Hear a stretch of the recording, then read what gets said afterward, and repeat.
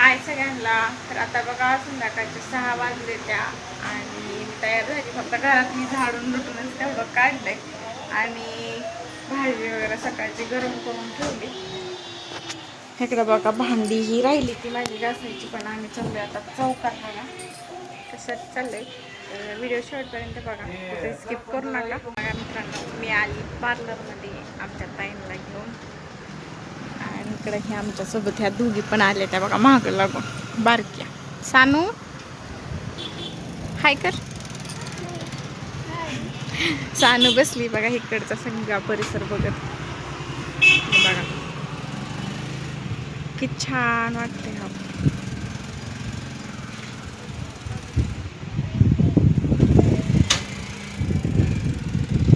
इकडं का नाही संध्याकाळची सगळीजण फिरायला येते ह्या रस्त्याला, कारण गाड्या कमी असतील त्या फिरायला. इकडे बघा माहीचे पप्पा गेले तर बघा गाडीवर, इथनच गेलं. सानू पप्पा गेले की तिकडे गेलं की.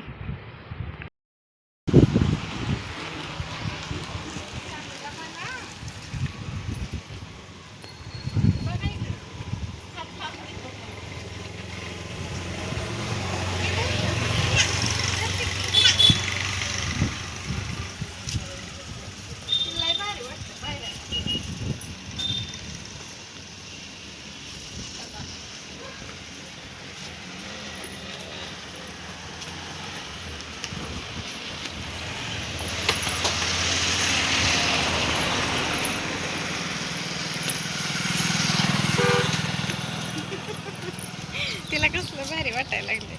बाहेर आणले बारामतीला असताना लय भारी तिथं पण पाहिजे. तिथं पण लय लक्ष ठेवावं लागत होतं, नाही तर तुरु तुरु तुरु रांगत पळत होते. ऐक नाही आताला बोलो, आताला बोलो. हो का आत्या, हो का.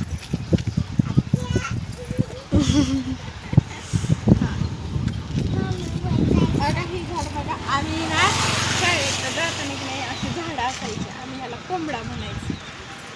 आणि ही कोंबडा का नाही खाते ती पण आम्ही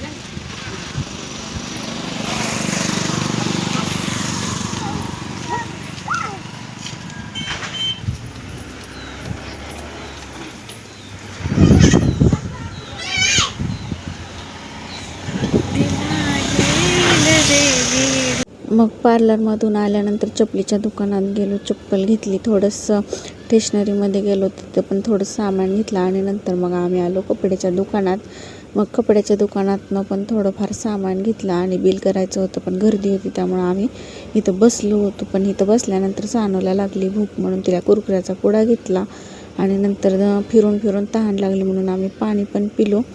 पाणी पिल्यानंतर आम्ही आलो थोडंसं पुढं आल्यानंतर पाणीपुरी खाल्ली, भेळ घेतली पार्सल, कारण घरीच माही आणि कुणाल पण होते त्यांच्यासाठी पण घेतली. आणि तिथं मला माहीच्या शाळेमधल्या मला मॅडम पण भेटल्या, आगाशी मॅडम, त्यांची पण भेट झाली. आणि नंतर आम्ही बघा दुसऱ्या दिवशी घरी कोण नव्हतं, कारण ताई आणि वैभवी त्यांच्या गावाला गेल्या त्या घरनिकीला, त्यांच्या सवासनेत म्हणून त्या गेल्या होत्या. कुणाल तेवढं होतं आणि भाऊ गेलं होतं कामाला आणि कुणाल तेवढं माझ्यापाशी होतं. मग कुणालला का नाही खालचं शेण गोळा करायला लावलं होतं म्हशीच्या, आणि मी बाकीकडचं सगळीकडचं झाडून घेतलं. कुणालला छापडीनं शेण भरायला सांगितलं आणि त्यांनी का नाही हातानंच भरत बसलं. मला म्हणलं की मला छापडीनं जमतच नाही. म्हटलं हात कशाला भरवत बसला, म्हणलं छापडीनंच काढायचं, पाटी पण जवळ होती म्हणलं. आणि नंतर मग काय सगळं शेण वगैरे गोळा केलं आणि म्हशीला खायला वगैरे टाकलं त्यांनी. तोपर्यंत मी बाकीचं सगळं काम घेतलं करून, भांडी वगैरे घासून घेतली.